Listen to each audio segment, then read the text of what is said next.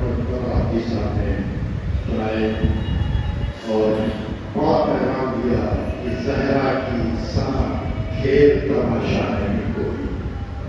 یقیناً زہرا کی سنا صرف خدا کر سکتا ہے یا وہ اہل بیت اطہار کر سکتے ہیں جن کے تعارف کے لیے جناب فاطمہ الزہرا سلام اللہ علیہا مرکز بنایا گیا، سینٹر بنایا گیا. خدا کی قسم جس کے غضبناک ہونے سے اللہ غضبناک ہو،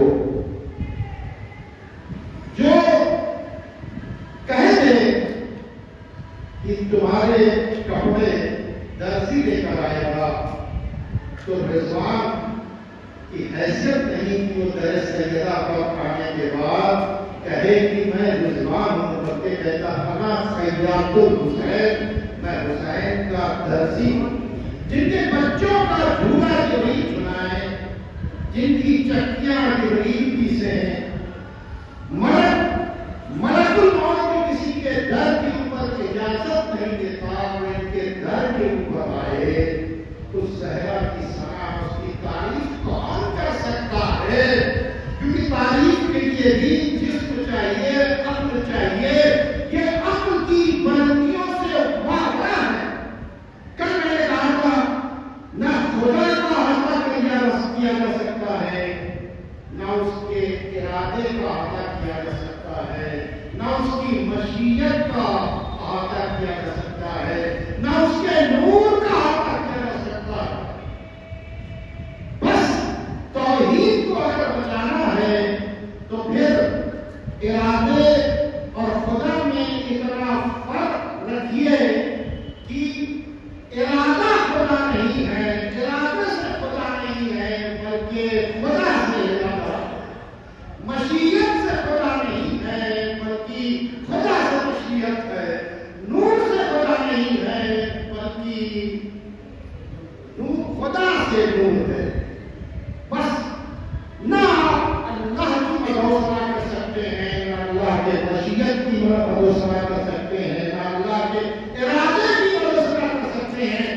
کیونکہ اللہ وہ ہے، جیسا کہ میں نے کل کہا تھا، کہ جس نے خود کہا ہے کہ ہر روز میری ایک نئی شان ہے. سبھی یاد آئے تم کس کس باتوں کو جھٹلاؤ گے؟ تو ہر روز اس کی ایک نئی شان ہے، اور جو کچھ ہوتا ہے ارادے سے ہوتا ہے، کہ کوئی اور نہیں، اللہ کا ارادہ ہے. جیسا کہ آپ جانتے ہیں کہ ہم اپنی ان مجالس کا ایک عنوان دیتے ہیں، اور تقریباً 20 سال میں 100 عنوان دیے جا چکے ہیں، اور آج بھی ایک عنوان دیا گیا ہے. اور اس عنوان پر خطاب کرنے کے لیے میں دعوت دوں گا جناب مولانا سید سرمدی رضوی صاحب کو، اور آپ کا عنوان ہے فاطمہ زہرا نور الہی کا مظہر اور ہدایت کا مرکز. اقرار صلوات کو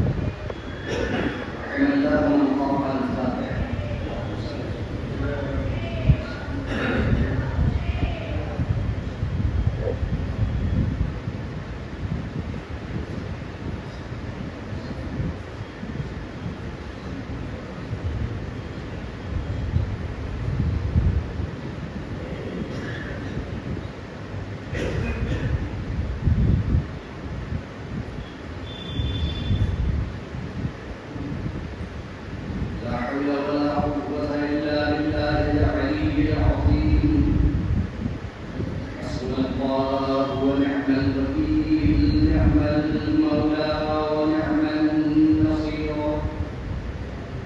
أعوذ بالله من الشيطان اللعين الرجيم بسم الله الرحمن الرحيم الحمد لله الذي دل على ذاته بذاته والذي خلق المشيئة ثم خلق الأشياء بها والصلاة والسلام على أشرف الأنبياء والمرسلين الملقب بالطه والمكنى بأبي القاسم محمد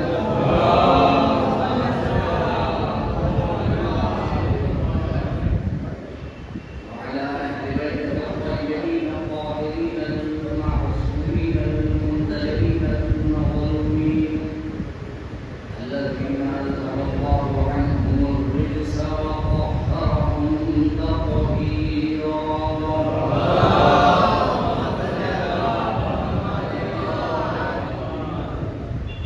واللعنة الدائمة الباقية على أعدائهم أجمعين من الآن إلى قيام يوم الدين أما بعد فقد قال الله تعالى في القرآن الكريم بسم الله الرحمن الرحيم لقد أرسلنا رسلنا بالبينات وأنزلنا معهم الكتاب والميزان ليقوم الناس بالقسط وقال جعفر بن محمد الصادق عليه السلام هي الصديقة الكبرى وعلى معرفتها دار القرون الأولى صدق الله وصدق مولانا جعفر بن محمد الصادق عليه السلام صلاة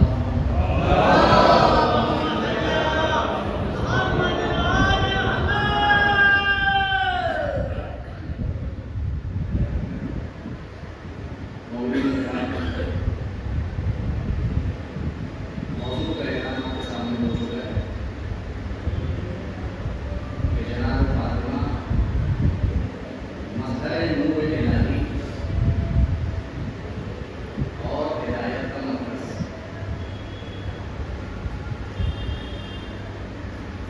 نور سے ظاہر ہے کہ مختلف مرادیں لی جا سکتی ہیں مگر جو سب سے پہلی مراد نور سے روایات حضرت علیہ السلام میں لی گئی ہے وہ ہدایت ہے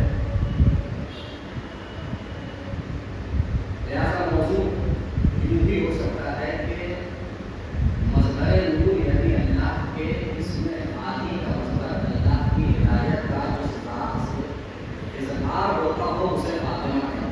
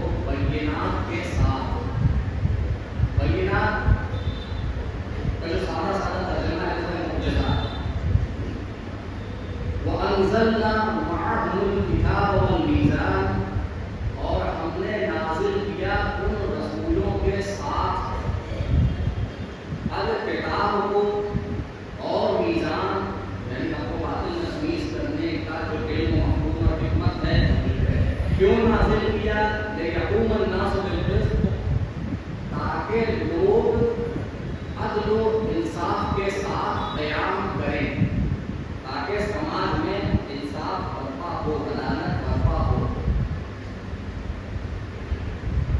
روایت میں امام جعفر صادق علیہ السلام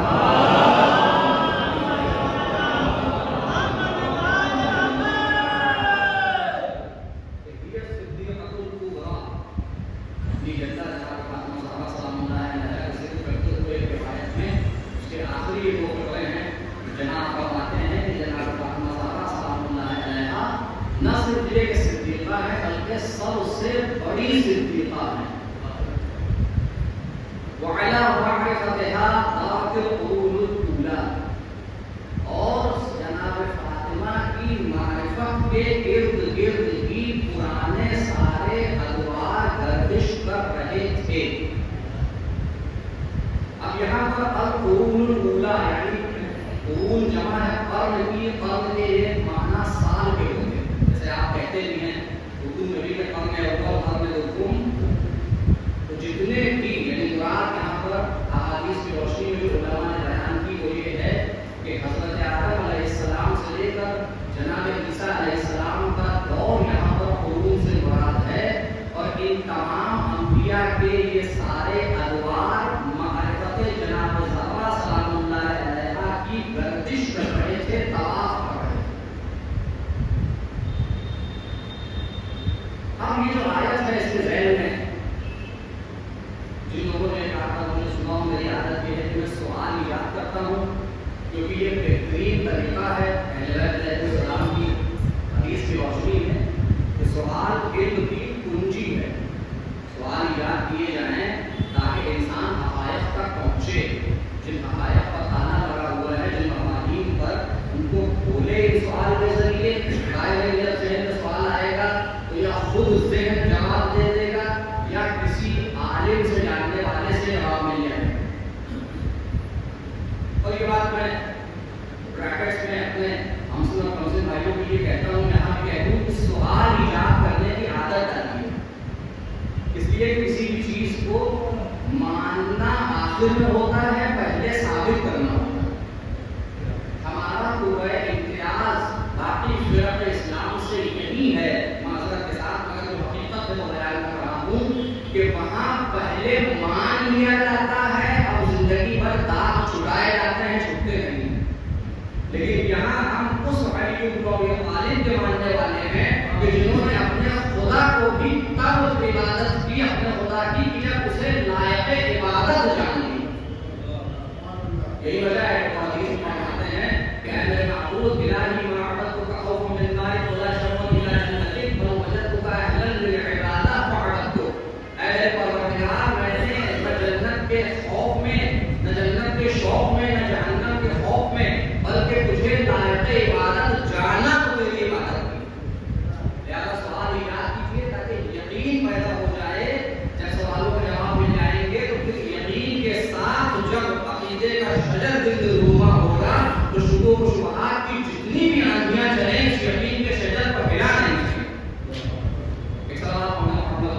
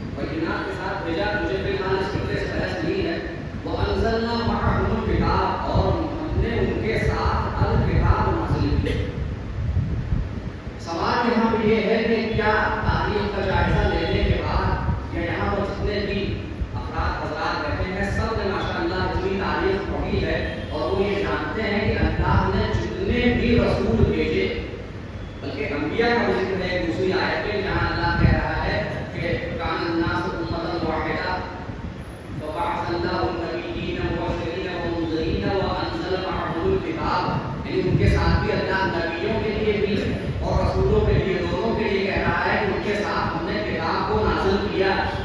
सवाल ये है कि क्या तारीख पढ़ने वाले हज़रात इस बात को कबूल करेंगे कि जितने भी नबी और रसूल आए सबके साथ किताब थी? जाहिर है जब हम तारीख बजा के जायजा लेते हैं तो हम देखते हैं कि बाज़ ही अंबिया और बाज़ ही रसूल ऐसे हैं कि जिनको अल्लाह ने किताब दे के भेजा। मतलब 3 किताबों के नाम आप ले ही सकते हैं, कुरान को फिलहाल छोड़ दीजिए कि तौरात है, ज़बूर है, इंजील है। उसके अलावा सुहूफ इब्राहीम और मूसा आता है, इसमें अलग जिक्र होता है। आप ईद और बकरीद सूरह को पढ़ भी लेते हैं कि वहाँ पे जनाब इब्राहीम और जनाब मूसा के सुहूफ की तरफ, सहीफों की तरफ इशारा किया गया है। लेकिन कहीं भी हमें कुरान में ये नहीं मिलता कि जितने भी अल्लाह ने अंबिया और रसूल भेजे सबको साथ में किताब दे के भेजा है। जब उनको मखसूस व रिसालत किया तो उनको किताब अता की। ऐसा मुमकिन है कि आप कहें कि तारीख से कुरान को नहीं बल्कि कुरान से तारीख को समझा जाएगा? तो मैं यहाँ पे अपनी बहस कर लेता हूँ, यानी एक अपनी जवाब दे देता हूँ और अरबी ज़बान की मदद दे देता हूँ। अगर हर नबी और हर रसूल को अल्लाह ने किताब देकर भेजी होती, मसलन और तारीख में ये बातें नक़ल नहीं हुई या ये नक़ल हुई मगर हम तक नहीं पहुँची, शायद एक तारीख में बहुत कुछ आया हुआ है, तो अगर हर नबी के साथ एक किताब अल्लाह ने भेजी होती तो फिर आयत ये होनी चाहिए थी कि वह अंज़लना मअहुम कुतुबहुम, यानी सबकी अलग अलग किताबें होती। तो किताब का जो प्लूरल बनता, जो जमा बनती, वो कुतुब है, शायद वो आप जानते हैं। तो आयत ये होनी चाहिए और उनके साथ उनकी किताबें नाज़िल की, मगर सिंगुलर आया अल किताब।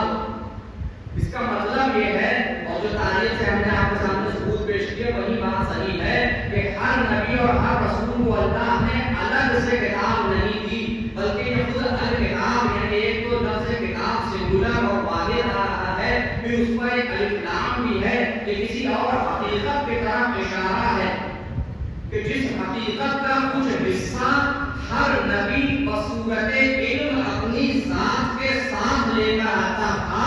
यानी हर नबी और रसूल अपने साथ किताबें मारती नहीं बल्कि अपने वजूद में ही किताबें वजूदी और किताबें नूरी और मानवी लेकर आता। सवाल में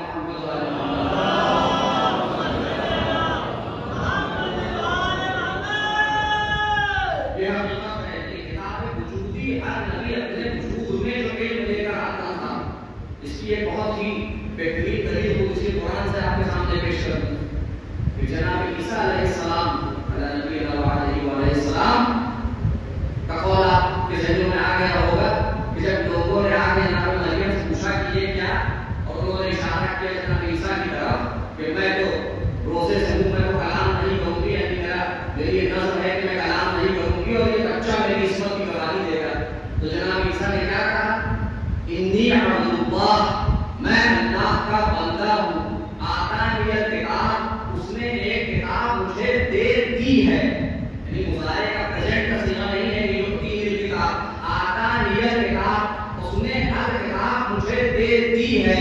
क्या तारीख में किसी सफ़े में आपने पढ़ा कि जनाब ईसा जिस बारे में लेटे थे उसी में एक किताब भी रखी हुई थी जिसकी तरफ वो इशारा कर रहे हैं? इसका मतलब ये है कि जब कुरान ने और नक़ल कर दिया जनाब ईसा का कि आतानियल किताब, यानी एक हकीकत है, मफाहीम का, मतालिब का एक इल्मी नूरी हकीकत है कि जो वजूद जनाब ईसा अलैहिस्सलाम में उनके साथ साथ नाज़िल हुई है। अब वही हकीकत बाद में बसूरत अल्फाज उनके हाथ में इंजील बन के आ गए। सवाल है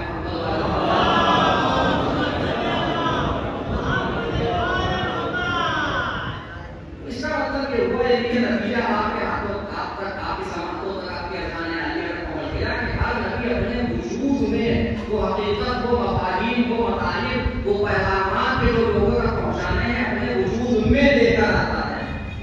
और यहाँ पर जल्दी से इशारा करके आगे बढ़ना बहुत अच्छा है, बहुत तवील है, मैं उसको मुख्तसर करके आपके सामने पेश कर दूं। यही वजह है कि रसूलुल्लाह के लिए भी ये तसव्वुर करना कि जनाब जिब्राईल जब तक उनको ला के पैगाम ना दे दें तब तक वो जानेंगे नहीं।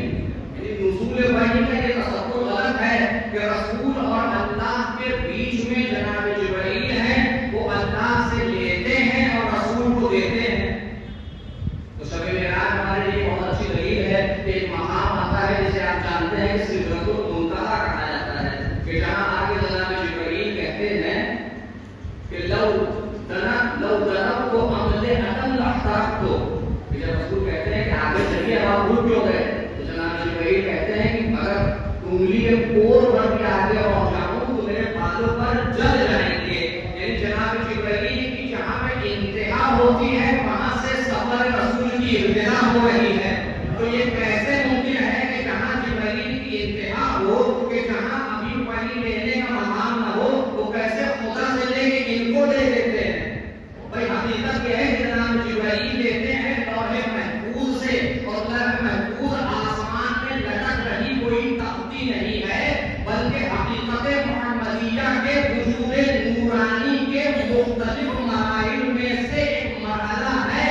اسی لوح محفوظ یعنی حقیقت محمدیہ سے قرآن کی آیتوں کو لے کر بشری پیغمبر مصطفیٰ کو لا کے دے دیتے ہیں.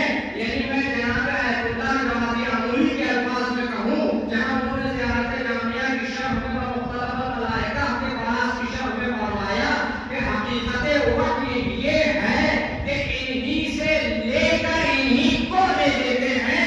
یعنی قلب مصطفیٰ سے پیغام چل کے لسان مصطفیٰ تک آ جائے تو اسے قرآن کہتے ہیں. یہ حقیقت وحی ہے. تو یہ تمام انبیاء یہ اپنے ساتھ وہ پیغام لے کر آ رہے ہیں. لیکن الکتاب آیا مجھے آنا ہے جناب زہرا تک.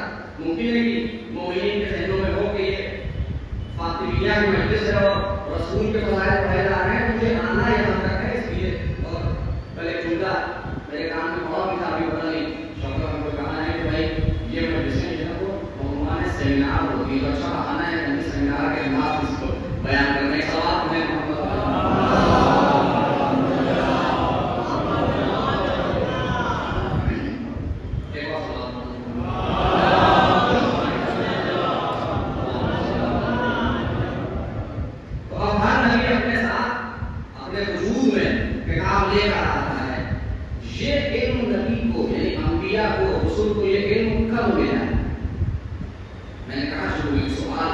پھر میں ایک طالب علم ہونے کے ایسے سوال کرتا ہوں کہ انبیاء علیہ السلام کو یہ علم کب ملا؟ کس نے دیا؟ اس لیے ایک حقیقت یاد رکھیے گا.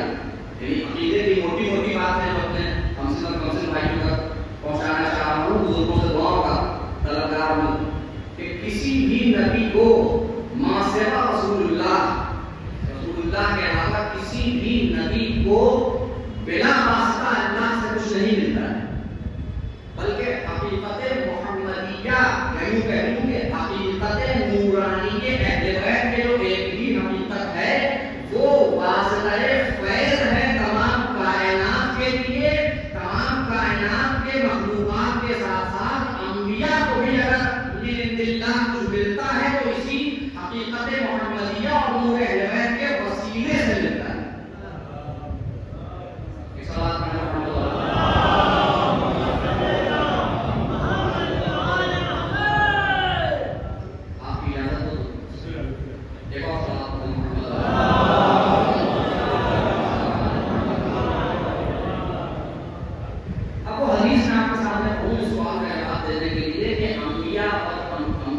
رسول اپنے وجود میں حقیقت الکتاب کا کچھ حصہ لے کر آئے. نہ یہ کہ ہر رسول اور ہر نبی کے ساتھ ایک صحیفہ بک کی اور کتاب کی شکل میں نازل ہوا کہ جس میں صفحات ہوں. تو یہ علم کہاں سے ان کو ملا؟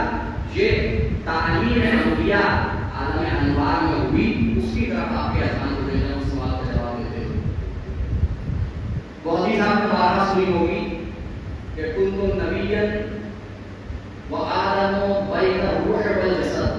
جب آدم بین الماء والطین زیادہ مطلب یہ ہے کہ وآدم بین الروح والجسد کہ میں اس وقت بھی نبی تھا جب آدم روح اور بدن کے درمیان تھے, آب و گل کے درمیان تھے. بعض علماء نے اپنی تحقیق پیش کی کہ یہاں پر دو احتمالات ہیں, تو نہیں بلکہ کیا یہ ہے کہ جعلت نبی یعنی مجھے نبی بنایا گیا اس وقت جب آدم آب و گل کے درمیان تھے اور وہ جسد کے درمیان تھے. مگر میں نام لوں کہ مولانا وسیم حسن خان صاحب ماشاءاللہ آپ ان کو اکثر سنتے رہتے ہیں, انہوں نے یہ بات پیش کی اپنی تحقیق کے بعد مجلس میں کہ اس پہ جب تحقیق کی گئی تو پتہ چلا کہ جو اصل جملہ ہے حدیث کا پرانے مصادر میں وہ ہے بعثت نبیا وآدم بین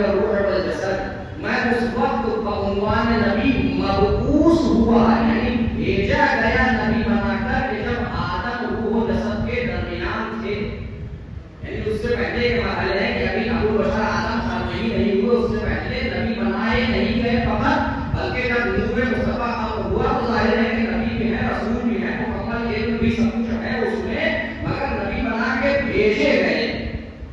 تو یہ سوال یہ آتا ہے کہ بھیجے گئے تو کس کے پاس بھیجے گئے، اور اس وقت بحیثیت نبی ان کا رول اور ان کا نقش کیا تھا، یعنی انہیں کیا کرنا تھا؟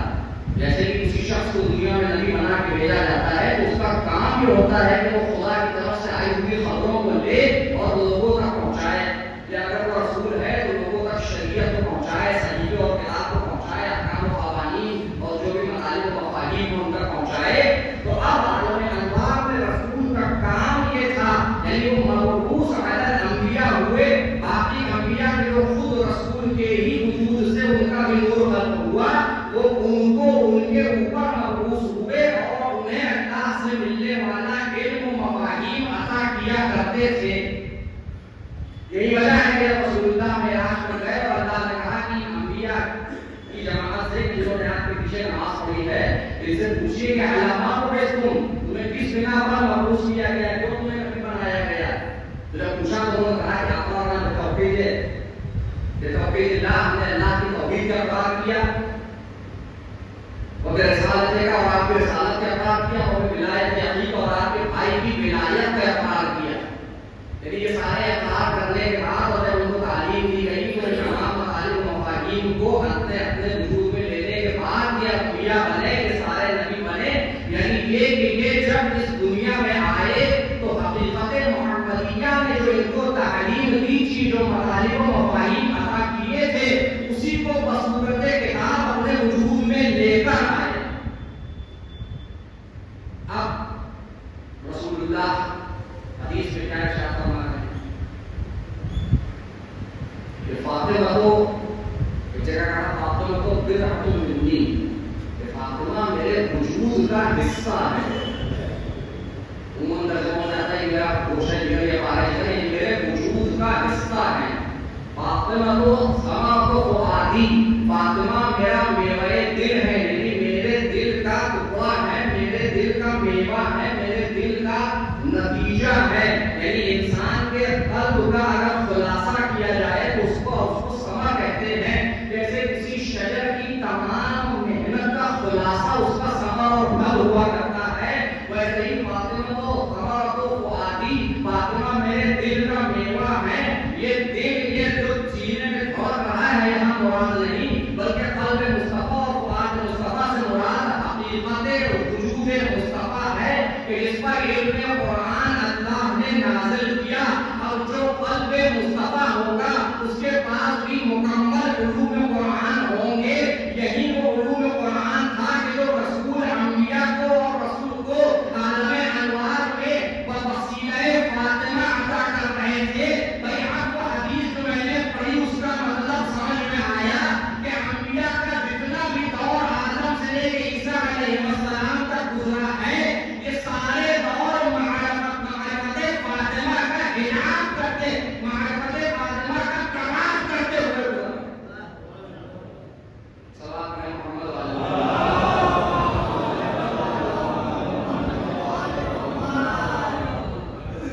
یہ معرفت فاطمہ ہے جس کا کچھ حصہ جس نبی کو مل گیا وہ اپنے مرتبے کو فائز ہو گیا۔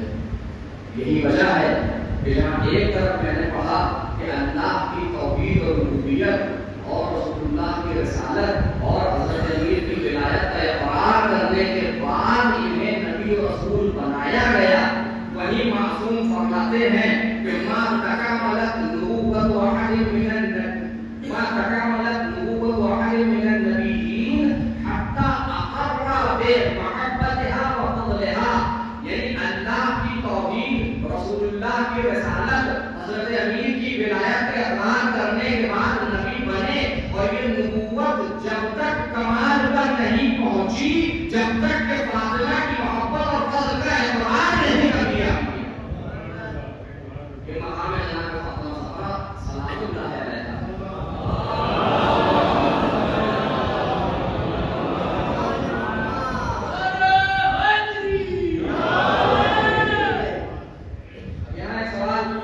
اور بھی ہمارے ذہن میں آ سکتا ہے، جو میرے ذہن میں آیا کیا جناب صدیقہ طاہرہ سلام اللہ علیہ کی معرفت اور اہل بیت علیہ السلام کی معرفت میں کوئی فرق ہے؟ ظاہر ہے سب ایک ہی نور ہے، ایک ہی حقیقت ہے. جو جس کے لیے فضیلت بیان کر دی جائے وہ سب کے لیے ہے. 14 میں سے کسی ایک کے لیے بھی فضیلت بیان کی جائے تو وہ سب کے لیے ہے، اس لیے کہ سب ایک ہی حقیقت ہے. مگر یہ کوئی استثناء ایکسیپشنل کیس ہو، جیسے خاک شفا امام حسین علیہ السلام سے بھی خاص ہے کہ مٹی کو کھانا ویسے حرام ہے. اب مثلا آپ چاہے امام موسیٰ کاظم علیہ السلام کے دور کی مٹی کا ہوتا ہے،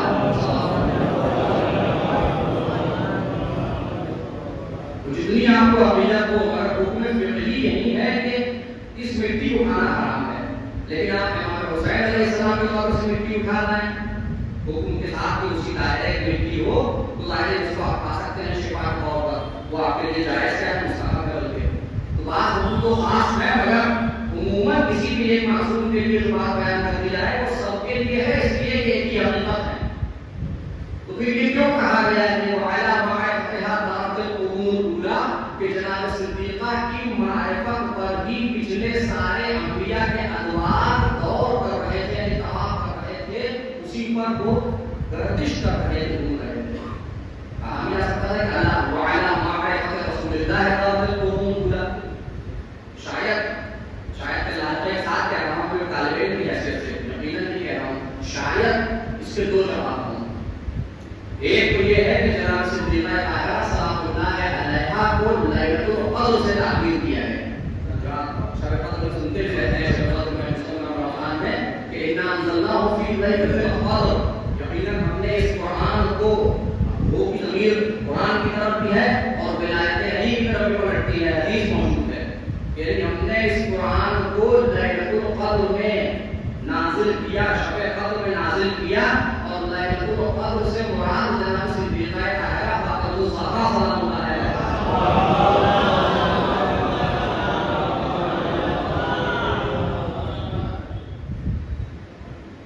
وہ مخزن ہے، وہ ظرف ہے. جناب صدیقہ طاہرہ سلام اللہ علیہا وہ ظرف ہے، وہ ظرف زمانی ہے. تو یہ جو رمضان کی شب قدر آتی ہے یا وہ رات میں جب قرآن نازل ہوا، وہ ظرف مکانی ہے، یعنی کہ وہ اسپیس ہے. اور یہ ظرف زمانی ہے، یعنی یہ وہ ظرف ہے، یہ وہ کنٹینر، وہ برتن ہے کہ جس میں حقیقت قرآن نازل ہوئی. تو شاید ایک مراد یہ ہو کہ ایک ہی معرفت سے اس لیے تعبیر کیا کہ یہ وہ حقیقت ہے کہ جس میں بحیثیت نور قرآن نازل ہوا ہے، اور انہی فاطمہ کے وسیلے سے رسول نے سب کو تعلیم قرآن دی ہے اور تمام مفاہیم اور تمام مطالب عطا کیے ہیں.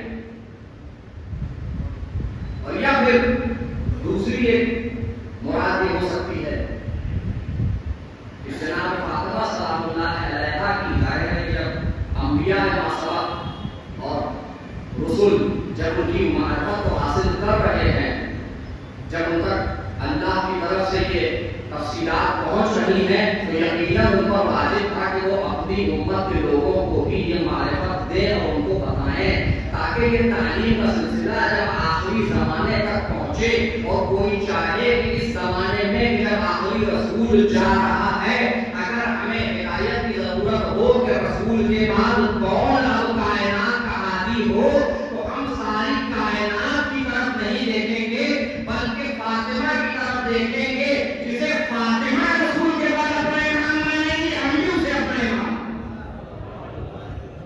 یہ حقیقت ہے جس کو بیان کرتے ہوئے میں اپنے موضوع کے دوسرے حصے پہ آ رہا ہوں کہ جو ہدایت کا مرکز ہے وہ جناب صدیقہ طاہرہ سلام اللہ علیہا کے ساتھ. ممکن ہے کہ کل کی مجلس میں بھی آپ اس حوالے سے، کیونکہ مجاہد اول بعد از رسول عالم یہ موضوع ہے اور اس میں تفصیلات آئیں گی، مگر میں بات اشارے کر کے اپنی بات کو ختم کروں کہ رسول اللہ کے بعد اگر دیکھنا ہو مرکز ہدایت تو اس طرح سے بھی ہے کہ انہی کے وسیلے سے نہ صرف یہ کہ عام انسان بلکہ انبیاء اور رسولوں تک بھی انہی معرفت پہنچائی جا رہی ہے، وہ اللہ کی طرف سے ہدایت حاصل کر رہے ہیں انہی کے وسیلے سے،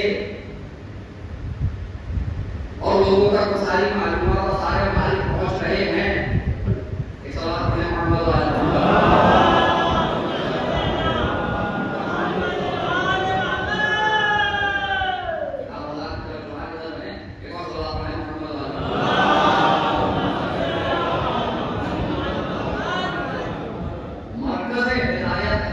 ایک اشارہ اس کا لطیف سا خود حدیث کیسا میں بھی ہو گیا کہ جہاں اللہ کسی سے بھی تعارف کی ابتدا کر سکتا تھا مگر جناب صدیقہ کے علاوہ کوئی بھی مرکزی حیثیت نہیں رکھتا تھا. اللہ نے ہم فاطمہ و ابوہا و بعلھا و بنوہا کہہ کر یعنی فاطمہ کا نام لیا اور پھر سارے رشتے گنائے. شاعر کے ذریعے ایک اشارہ ہو اس حقیقت کے طرف کہ الہی نگاہوں میں معتبر وہ نہیں کہ جس کی رسول سے فقط رشتہ داری ہو بلکہ جس کی بطول سے رشتہ داری ہو وہ نگاہوں میں ہو اور جس سے وہ راضی ہو وہ معتبر صرف رشتہ داری کافی ہے. دوسری طرف اگر آپ یاد کریں رسول اللہ کے بعد مرکز ہدایت جناب صدیقہ طاہرہ ہے. میں ایک اشارہ کرنا چاہتا ہوں اور یہ آخری بات اور کتاب میں جس کا آخری پیراگراف ہے کہ جناب فاطمہ زہرا سلام اللہ علیہا کو ہدایت کا مرکز جانتے ہیں. قرآن کی بعض آیتوں کی مدد دے کہ اس کو ہم ثابت نہیں کر سکتے یعنی رسول اللہ کے بعد کاش کی میری آواز ان سماعتوں تک بھی پہنچ رہی ہوں کہ جو بہرحال مذہبی لحاظ سے ہم میں سے نہیں ہیں اگرچہ ہم بھی مسلمان ہیں وہ بھی مسلمان ہیں اور ان ایام کا اور ان ایام میں مجلسوں کے انعقاد کا جو واحد مقصد ہے وہ یہی ہے کہ اچھے اور مؤدبانہ انداز میں تمیز و تہذیب کے دائرے میں رہتے ہوئے وجادلہم باللتی ہی احسن اچھے اور بہترین طریقے سے جدال کرنے کا قرآن نے حکم دیا. اپنی بات کو لوگوں تک پہنچا دیں تاکہ کل کو کوئی یہ نہ کہہ سکے کہ اگر ہمیں معلوم ہوگا تو ہم بھی ہدایت یافتہ ہو جاتے ہیں. لہذا ہماری ذمہ داری ہے کہ اگر ہم کسی کو اپنا بھائی مانتے ہیں اور اگر ہم موحد اور اگر ہم متحد ہونا چاہتے ہیں اور اتحاد کا پرچم اگر ہم بلند کرتے ہیں اور آپ کو اپنا بھائی مانتے ہیں تو ہمارے اوپر یہ فرض ہے کہ ہم آپ کا صرف دنیاوی کا نہیں بلکہ آخرت کا بھی بھلا چاہیے. لہذا سورہ حمد آپ نماز میں ظاہر سی بات ہے دن میں 10 رکعت پڑھتے ہیں 5 نمازیں ہیں 2 رکعت پڑھنی ہوتی ہے 5 into 10 ہو گیا. اس میں آپ کہتے ہیں اهدنا الصراط المستقیم اے میرے معبود ہمیں سیدھے راستے کی یا ہدایت دے یا سیدھے راستے کو باقی رکھ. کوئی اس طرح سے ترجمہ کرتا ہے کوئی اس طرح سے ترجمہ کرتا ہے. بہرحال اپنا اپنا ذوق ہے. جسے نہیں پتا کہ صراط مستقیم کہاں ہے وہ چاہتا ہے کہ صراط مستقیم کی طرف ہدایت ہو جائے.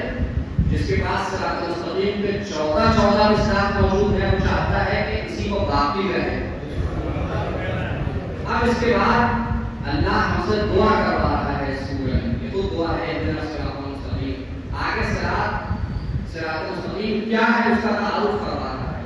صراط الذین انعمت علیہم ان کا راستہ جن پر تو نے نعمتیں نازل کی غیر المغضوب علیہم ولا الضالین. اب عموماً اس کا ترجمہ کر دیا جاتا ہے کہ نہ ان کا راستہ. یہاں پر صرف شیعہ مترجمین نے ہی نہیں بلکہ بعض سنی مترجمین نے یہ کہا کہ نہ ان کا راستہ کے رہی کرنا ہے. مثلا ولا صراط الذین غضبت عنہم علیہم مثلا یہ کہنا ہے نہ ان کا راستہ کے رہی کرنا ہے. تقیب اس میں ترجمہ خود مثلا شیعہ علماء میں نے ابھی بلال یاد آ رہا ہے حضرت عبداللہ زواتی ہم نے یہی ترجمہ کیا جو آپ کے سامنے پیش کرنے جا رہا ہوں کہ یہ جو خیر لفظ ہے یہاں پر یہ الذین کی صفت ہے اس کا ایڈجیکٹو ہے.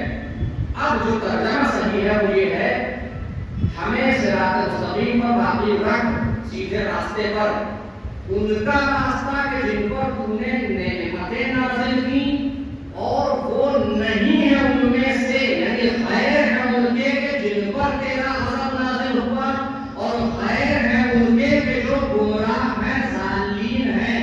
یعنی ہمارے لیے جو کرائیٹیرین ہے کسی کو فالو کرنے کا یا کسی کو صراط مستقیم ماننے کا وہ یہ بات نہیں ہے کہ اس پر اللہ کی طرف سے انعام ہوا ہو. اس طرح تو بہت سے لوگ ہیں جن پر انعام ہوا ہے اور ساری کائنات کو نعمتیں مل رہی ہیں. نہیں ہمارے لیے دونوں کرائیٹیریا دونوں کسوٹی فلفل یعنی پوری ہونی چاہیے کہ وہ ہمارے لیے صراط مستقیم بنے گا کہ جو اللہ کی طرف سے نعمت یافتہ بھی ہو، انعام بھی اس کو اللہ کی طرف سے ہوا ہو، اور اللہ اس سے نہ کبھی غضبناک ہوا ہو، نہ وہ کبھی گمراہ ہوا ہو۔ آپ سے کچھ بھی کہیے، مرتبے تشیعوں میں اسی کو تو عصمت کہتے ہیں کہ جو کبھی بھی غضب خدا کا شکار نہ ہو اور کبھی بھی گمراہ نہ ہو، نہ وہ کہ وہ خود پرستی 40 سال کرنے کے بعد کلمہ پڑھ کے مسلمان ہے۔ تو دو چیزیں ہیں کہ فاطمہ مرکز ہدایت ہے، اور ہم سے سورہ ہم کہہ رہا ہے کہ ہمارا عادی وہ ہونا چاہیے، صراط مستقیم ہمارے لیے وہ ہے کہ جو نہ غضب خدا کا شکار ہوا ہو اور نہ کبھی گمراہ ہوا ہو۔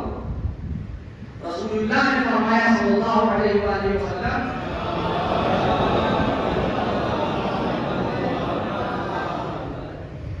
کہ جناب فاطمہ سلام اللہ علیہا رضاہا رضا اللہ وقضرہا قضر اللہ، یعنی جناب فاطمہ کی رضا اللہ کی رضا ہے، جناب فاطمہ کا غضب اللہ کا غضب ہے۔ عصمت کی بالکل واضح دلیل ہے کہ کوئی شخصیت اللہ کی رضا کے مقام تک نہیں پہنچ سکتی کہ اس کی رضا اللہ کی رضا ہو، مگر یہ کہ وہ معصوم ہو۔ دوسری طرف جب غصب خلافت ہو گیا اور جناب والا خیشتان کے قمیص خلافت کو پہن کر منبر رسول پر آ گئے تو اپنے پہلے ہی خطبے میں وہ فرماتے ہیں ان لی شیطانا یعترینی، اے لوگوں جیسے تم سب کا ایک شیطان ہے ویسے ہی میرا بھی ایک شیطان ہے جو میرے وجود پر حاوی رہتا ہے۔ جب کبھی تم دیکھو کہ میں غضبناک ہوں فاجتنبونی، تو پھر مجھ سے دور ہو جانا۔ یعنی یہ کہ اپنے پہلے ہی خطبے میں اپنے بعد گمراہ ہونے کا اعتراف کر لیا، جبکہ خود شیطان کا قول قرآن میں اللہ نے نقل کیا کہ جب وہ اللہ سے کہہ رہا ہے کہ میں تیرے سارے کے سارے بندوں کو بہکاؤں گا، تو خود جناب شیطان بھی اپنی اوقات جانتے ہیں اور اس بات کو قبول کر رہے ہیں کہ جہاں سب کو بہکائیں گے وہیں ایک استثناء ایکسیپشن لگا دیا کہ الا عبادک منہم المخلصین، میں سب کو بہکاؤں گا سوائے تیرے ان بندوں کے کہ جو مخلص ہیں، یعنی انہوں نے خود کو خالص نہیں کیا بلکہ تو نے انہیں چن کے اپنے لیے خالص کر لیا ہے۔ یعنی ایک طرف وہ بندے ہیں کہ جنہیں اللہ نے اپنے لیے چن لیا ہے، اور ایک طرف یہ ہے کہ جو کہہ رہے ہیں کہ ان پر بھی شیطان حاوی ہے۔ یعنی اب میں آپ کے سامنے نتیجہ پیش کروں، ہمارے لیے رسول کے بعد عادی وہ ہے کہ جو نہ غضب خدا کا شکار ہوا ہو، جو نہ کبھی گمراہ ہوا ہو۔ انہوں نے اپنے پیٹ سے فاطمہ کو غضبناک کر کے خدا کو غضبناک کیا، اور اپنے اوپر شیطان کے مسلط ہونا کی خبر دے کے یہ بھی بتا دیا کہ مغضوب علیہم بھی ہیں اور ضالین میں سے۔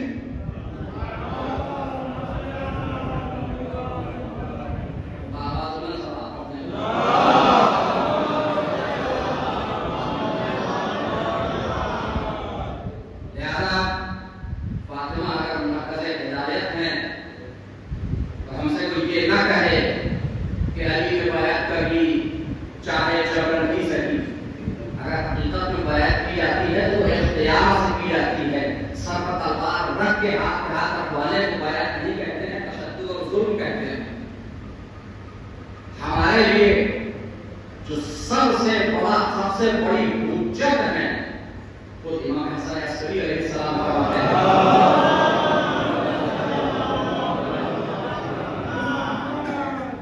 نحن حجت اللہ علی عبادہ، ہم اللہ کے بندوں اور اس کی حجت ہیں، فاطمہ حجت اللہ علینا، اور ہماری جدہ فاطمہ ہم پر اللہ کی حجت ہے۔ اللہ اکبر، اس کی تشریح کی جائے تو اچھا خاصا وقت چاہیے کہ کیسے وہ جناب صدیقہ طاہرہ باقی 11 ائمہ پر حجت ہیں، مثلا امام علی علیہ السلام جو ائمہ پر اپنے بعد آنے والے 11 اماموں کی ماں ہو جو حجت ہو۔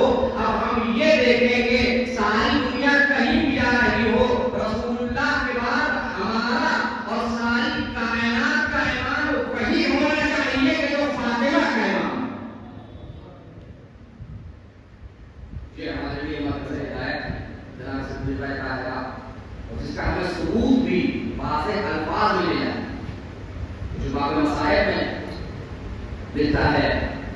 جب حضرت امیر علیہ السلام کو ان کی گردن میں رسی ڈال کے مسجد نبوی میں لے جایا گیا اور جناب فاطمہ سلام اللہ علیہا کو جب فرش سے واقع ہوا اور آپ نے جناب فضا کا سہارا لیتے ہوئے کہا کہ مجھے لے چلو مسجد میں رسی چھوڑ رہا ہوں بس ایک جملے کے لیے تاکہ وہ جملہ آپ کے ذہنوں میں بطور سکون رہ جائے. اور جناب فاطمہ نے اظہار غضب کیا اور کہا کہ علی کو چھوڑ دو خلو اور حسن، علی کو چھوڑ دو ورنہ میں اگر بد دعا کر دوں گی تو یہ سارا کا سارا مدینہ ابوالہ ہو جائے گا. اور اب جناب سلمان کو حضرت امیر بھیجتے ہیں کہ جا کے فاطمہ کو روک. اور مختلف لکھتا ہے کہ جناب سلمان جناب فاطمہ سے جا کے التجا کرتے ہیں تو کہتے ہیں تم دیکھ نہیں رہے کہ یہ میرے شوہر کے ساتھ کیا کر رہے ہیں. جناب سلمان ہاتھ جوڑ کے کہتے ہیں کہ آپ کے شوہر حضرت امیر نے ہی مجھ سے کہلوایا ہے. اب آپ کو پھر کہتی ہے کہ ہمارے لیے حجت ہے کہ فائزن میں ان کی بات سنوں گی بھی اور ان کی اطاعت بھی کروں گی. فاطمہ جس کی اطاعت کرے وہ رسول کے بعد کائنات کا امام ہے. وہ کائنات کا رسول کے بعد امام نہیں ہو سکتا کہ وہ فاطمہ کو اور اطاعت کرے. بخاری میں روایت ہے جناب عائشہ سے کہ ماں تک وحیہ قربان، خود صحیح بخاری جو جس کے لیے کہا جاتا ہے کہ بعد از کلام باری صحیح بخاری سب سے معتبر کتاب کلام خدا کے بعد صحیح بخاری ہے. اس میں یہ روایت ہے اور وہ بھی جناب عائشہ سے کہ ماں تک وحیہ قربان، جناب فاطمہ اس دنیا سے چلی گئی اس حال میں کہ غضبناک تھی.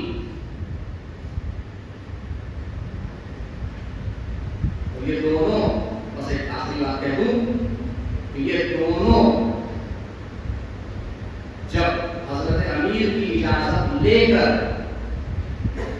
اس بات کو جانتے تھے کہ اگر یہ غضبناک ہوں گی تو رسول کی حدیث سب کو معلوم تھی کہ ان کا غضب اللہ کا غضب ہے، تو حضرت امیر نے بھی منع نہیں کیا اس لیے کہ حجت تمام ہو جائے اور رہتی دنیا تک سب کو معلوم ہو جائے کہ فاطمہ کا کیا کیا کیا رویہ ہے ان کے ساتھ. جب دونوں جناب فاطمہ کے پاس آئے غالباً ہماری شیخ مفید میں یا شیخ صدوق میں روایت ہے کہ انہوں نے جب سلام کیا جناب فاطمہ نے اول تو سلام کا جواب نہیں دیا اور بعض عورتوں کو ان کے اور اپنے درمیان حائل کر کے منہ موڑ لیا. جبکہ جناب فاطمہ کے بابا رسول خدا شریعت کو پہنچا چکے کہ جس کا حکم یہ ہے کہ مسلمان اگر سلام کرے تو سلام کا جواب دینا واجب ہے. اور کائنات میں شریعت محمدیہ کا علم سب سے زیادہ اگر کوئی رکھتا ہے تو ان کے بعد ان کے اہل بیت اور صدیقہ طاہرہ ہیں. ان دونوں کے سلام کا جواب نہ دے کے فاطمہ نے یہ رہتی دنیا تک بتا دیا کہ نگاہ فاطمہ میں دنیا تم کو جتنے بھی القابات ادا کرے لیکن نگاہ فاطمہ میں تو مسلمان بھی نہیں.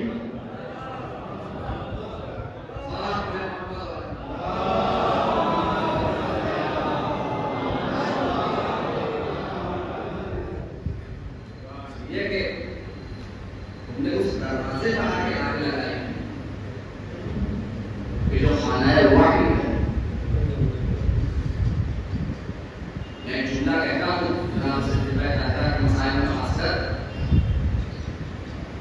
اور بعض تفصیلات آپ کے سامنے پیش کروں ان شاء اللہ کا شب ہے اس میں آپ اور تفصیل سے مسائل کو سنیں گے کہ انسان جتنا زیادہ غیرت مند ہو اور جتنا زیادہ صاحب عزت و وقار و مقام ہو اتنا ہی زیادہ توحید سے اس کو تکلیف ہو. شاید پہلو زہرا پہ جو زر لگی اس سے زہرا کے دل کو اتنی تکلیف نہ ہوئی ہو شاید پہلا جتنی اس جملے سے کہ کیا اس گھر کو جلا دو گے کہ جس میں فاطمہ رہے تو کہا گیا کہ ہوا کرے.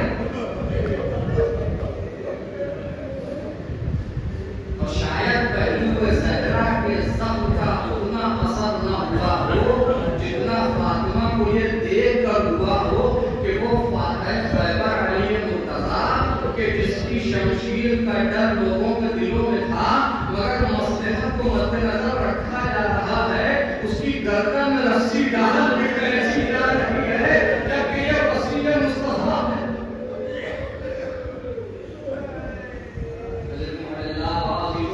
बस मसाइल का मकसद ये होता है कि इंसान के जज्बात मजबूर हो जाए, आंखें अशबार हो जाए, मगर जुल्म की इंतहा ये हुई कि जब कहा गया कि क्या उस घर को जला दोगे कि जिसमें छोटे छोटे हसनैन और फातिमा है, तो कहा गया कि हुआ करें, और इसके बाद दरवाजे पर आग लगाई गई। रिवायत कहती है कि जब आग लगने के बाद दरवाजा थोड़ा हल्का हो गया तो अब पूरे जोर से जब लात मारी गई तो पीछे रुकता मुस्तफा खड़ी थी। अरे फातिमा के ऊपर दरवाजा गिरा तो बाद लोग ये रिवायत पढ़ते हैं कि दरवाजे की पुष्ट में कील लगा था। अरे ज़हरा ज़मीन पर गिरी, दरवाजा ज़हरा पे गिरा, जालिम दरवाजे पर पैर रख के आगे बढ़ा। अरे कील पहलू पे फातिमा कहा कि दादा मेरी खबर लो, आया तो सिर्फ मारा।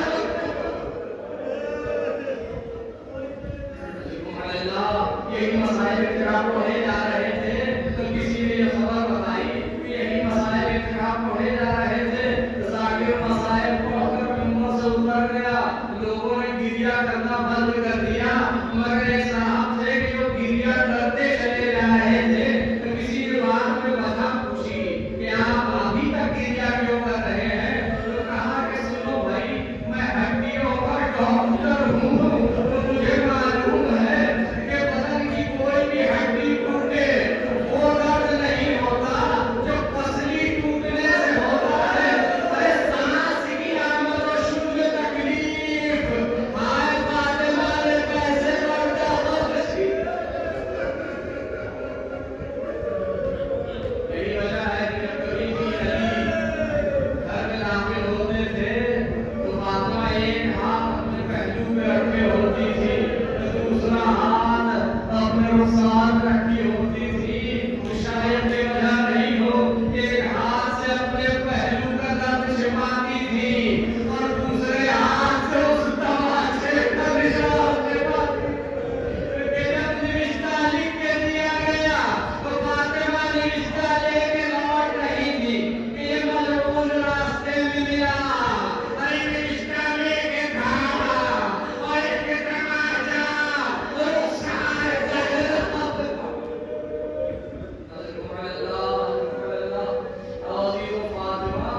इस दुनिया से चली गई तो अपने जाने से पहले हसनैन को बकी की तरफ भेज दिया, कहा जाकर वहां कब्रों के पास दुआ करो। अब जब हसनैन घर में आए तो फातिमा ने अस्मा से कहा था, देखो जब हसनैन आ जाए तो पहले उन्हें खाना खिला देना, उसके बाद उन्हें मेरी शहादत की खबर देना। अब जो हसनैन घर में दाखिल हुए तो अस्मा ने कहा, बच्चों पहले खाना खा लो। कहा हमने कभी अपनी माँ के बगैर खाना नहीं खाया।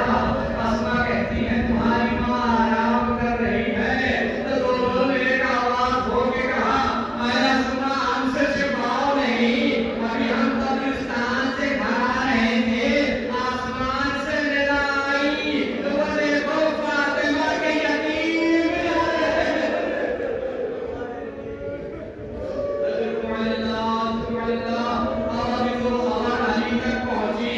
रिवायत लिखती है कि वो अली की जो बड़े से बड़े मारे गए जंग में तो सारा कबीला घबराया। अरे जब शहादत ज़हरा की खबर अली तक पहुंची, अली मुंह के बल जमीन पर गिर।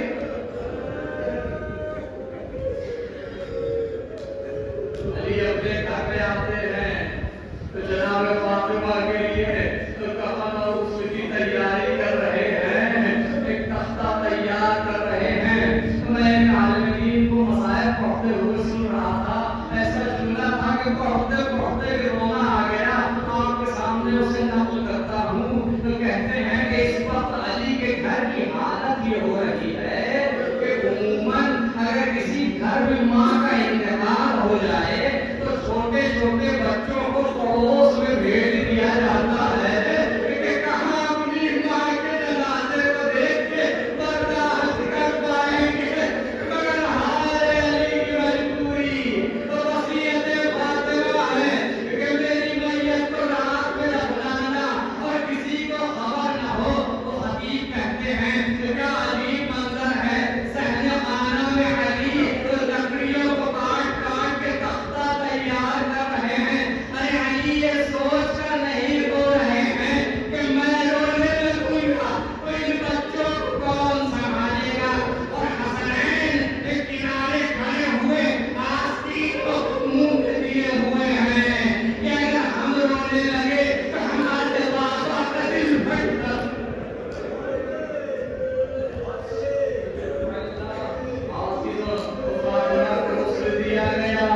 میں ساری تفصیلات چھوڑ رہا ہوں، بس ایک واقعہ اور ایک روایت پڑھوں گا تو 2-4 منٹ اور مسائل سن لیجیے۔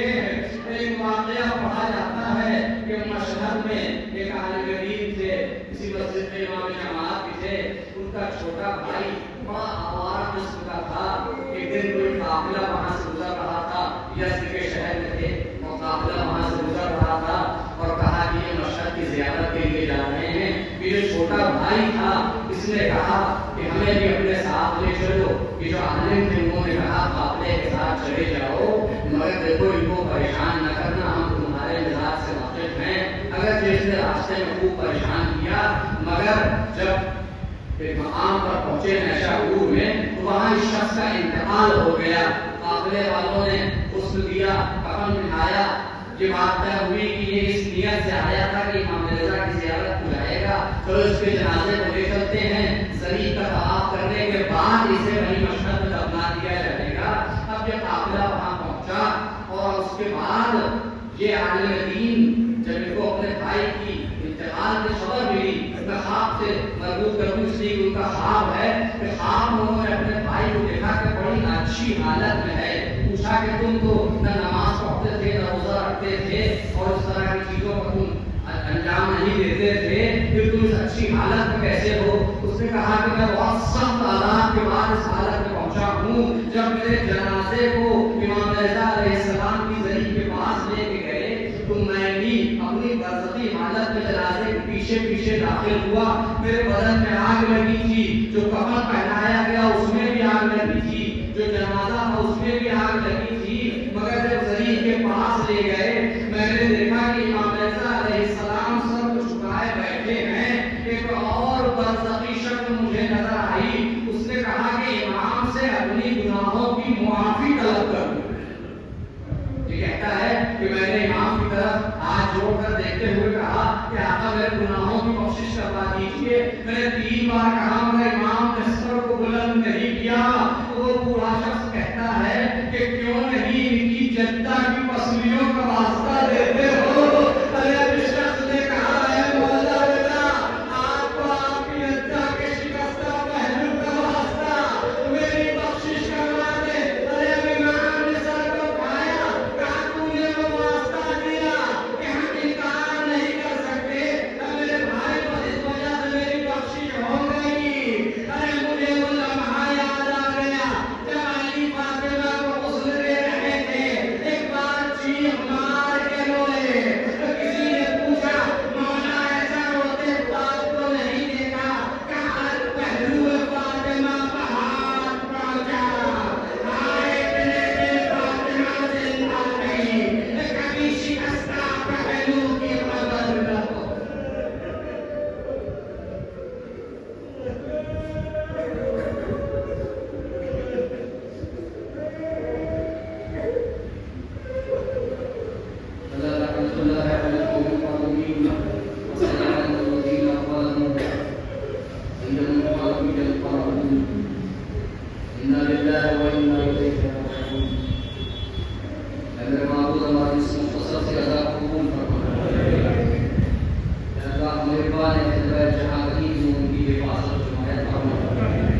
دشمنان اہل بیت اور اسلام نو پولیس کو نابود فرما۔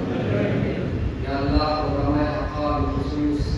اللہ سیستانی و اللہ خاتنائی کا سایہ مومنین کے سر و قائم دائم رکھے یا اللہ جو ہمارے درمیان مریض ہیں وسیلہ اس